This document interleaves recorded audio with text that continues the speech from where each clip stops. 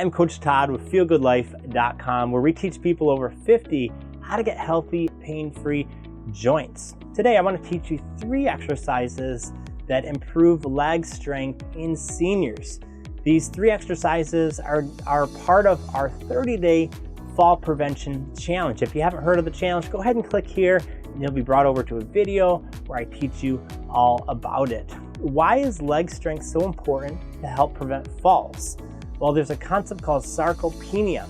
And Harvard researchers have found that for everyone over 30 years old, they lose 3 to 5% of their muscle mass every decade.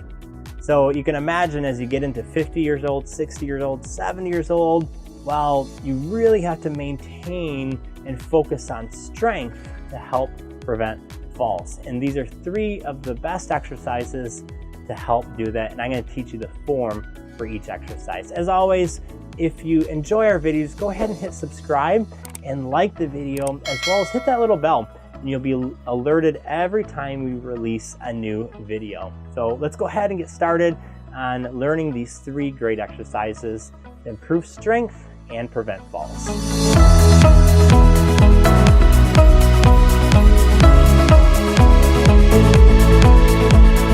The first exercise is called sit to stand, and it's something that you might do hundreds of times every day. But the problem is you might be doing it with improper form. So let me go ahead and teach you the ideal form for sit to stand and how to use it as an exercise. So pretend you're sitting in a chair. You might be sitting in a chair now. I'm sitting in a stool. This exercise and this method can be used if you're in a stool, if you're in a regular chair, even if you're in a recliner, or even if you're getting out of bed. So we'll start with the feet first, one of the most important parts of the exercise. You're going to want your feet parallel and about shoulder width. Also, one of the things that the mistakes that people make is they keep their feet out too far. And so what they have to do is they have to throw their weight forward to get their weight over their feet so that they can stand up. And so I really like you to keep your feet close in underneath your knees and even closer to the legs of the chair. Now, if you're in a recliner, what you'll want to do is you'll want to scooch your buns up towards the edge so that you can get your feet close enough underneath your center line so that you can shift your weight over your feet. So your toes are parallel, your feet are shoulder width, and your feet are closer underneath you. Now, it's also important to shift your weight into your heels. So some people put their weight more towards their toes, and then they have less stability. So your weight is designed to go right over your heels in the flat middle part of your foot.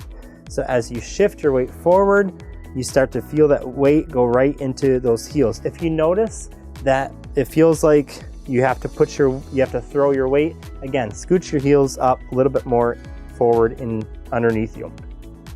All right, so another mistake that people make is they look down, right? Your body is designed to follow your eyes. If I look to the right, my body's gonna go to the right. If I look to the left, my body's gonna go to the left. If I look down, my body's gonna go down. Right, so keep your eyes horizontal, looking at the wall in front of you, or looking at the horizon if you happen to be outside. So I'm looking upright. My spine is neutral. I'm not slumped over. And as I shift, my weight goes right over my toes. The other mistake that people make is they use their hands. They use their hands to press upwards. And that sarcopenia doesn't just affect your hips or your knees or your back, it also affects your shoulders. And so your shoulders weren't designed to take the weight of your body and propel you upwards like this. That's what your legs are for. And so you really want to use your legs for this. You can use your hands for balance, but try not to use them for strength or to push your body upwards. So my feet are underneath me. I'm shifting forward. My eyes are at the horizon looking forward. I'm using my hands maybe for balance, but not for strength. I'm not pushing off my knees, and I propel up. Now, if you notice, my knees are not over my toes. My knees are right at my toe line, and I'm using my my glutes and my quads to stand upright. I'm not looking down, I'm looking upright like this. And as I stand, I'm driving with my glutes and my quads, and my weight's going right into my heels. So it's not forward like this, it's right into the heels, and I'm driving upwards. Another mistake that people make is they allow their knees to collapse in. And what that does is it decreases your stability in the lower half of your body. So you really want to make sure your knees are driving outwards as you stand. So really force those knees to go out as you stand. So that's the proper form to do a sit to stand. Now you can start to use this as an exercise so that it's easier to do it and actually build strength. So what we recommend is if you're just starting off, you just do 5 reps. If you're a little bit more advanced, then you could do 20 reps. So you go ahead, keep that form the whole way through. Go nice and slow. You don't need to do it fast. And again, you're not shifting, you're not throwing your weight. You're not throwing your weight to do the exercise.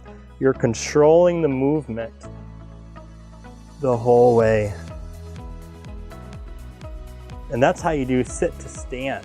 The second exercise is called heel raises, and it's a great exercise for your calves, the back part of your leg. Let me just go ahead and show you how to do it.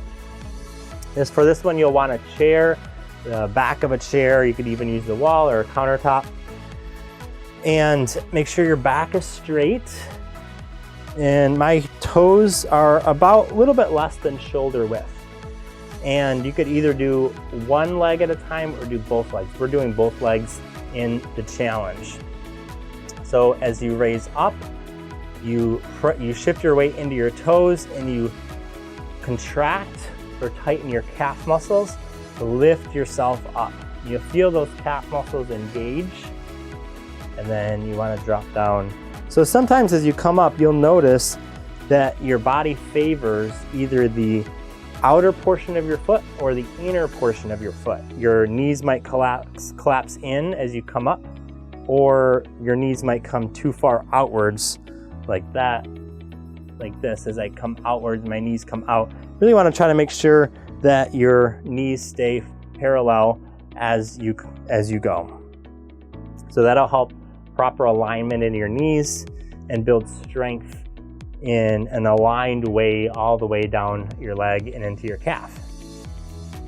And so those are heel exercises. The next one is toe raises. And this exercise is especially important for preventing falls because there's a muscle in the front part of your leg called the anterior tibialis. And what that muscle does is it lifts up your toes just like this. And so as you get older or as that muscle weakens, then you start to get a little bit of a drop foot.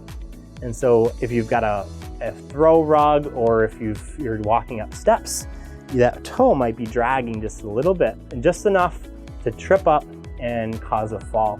So what we want to do is strengthen that front part of the muscle, the anterior tibialis, so that you have good strength in lifting those toes. You can do this exercise in 2 different ways. I'm going to teach you both. You could do it one leg at a time, or you can do it with both legs at a time.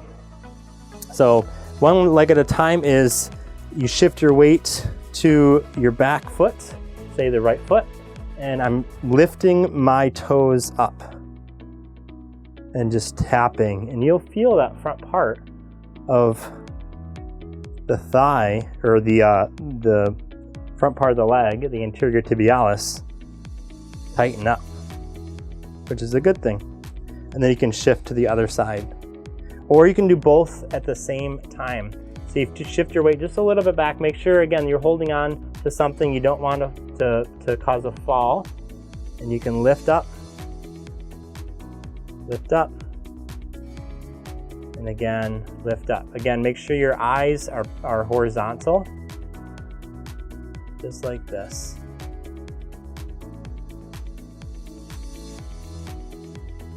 And that's how you do the toe raises. Again, this is part of our fall prevention challenge. Make sure that you click here and check out all the details to our 30-day fall prevention challenge. Again, I'm Coach Todd with feelgoodlife.com, where we teach you simple exercises, stretches, and rehab techniques to help you live totally free from joint pain.